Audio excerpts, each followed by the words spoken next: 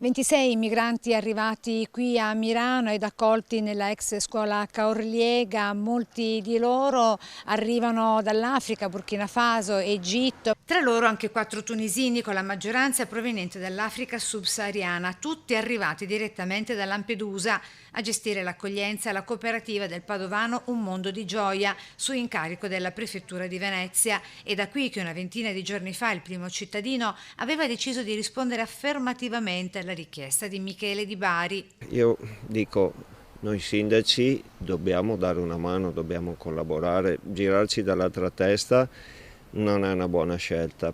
Ora resta da capire se questi migranti, tutti ragazzi sui 20 anni, sono in possesso dei previsti requisiti per poter restare in Italia, considerato che in caso di eventuale espulsione la permanenza nel centro per il rimpatrio, cioè il cosiddetto CPR, può essere prorogata fino a 18 mesi se, nonostante sia stato compiuto ogni ragionevole sforzo, l'operazione di allontanamento sia durata più a lungo a causa della mancata cooperazione da parte dello straniero o dei ritardi nell'ottenimento della necessaria documentazione dai paesi terzi, e quanto prevede il testo del decreto Sud pubblicato in Gazzetta Ufficiale, che contiene 2 articoli con le novità introdotte sui centri di permanenza per il rimpatrio.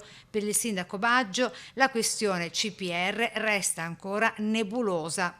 Adesso ancora non è chiaro, io tendenzialmente sono contrario alle grandi strutture. Penso che il numero di comuni che ci sono in Italia consentano tranquillamente un'accoglienza diffusa.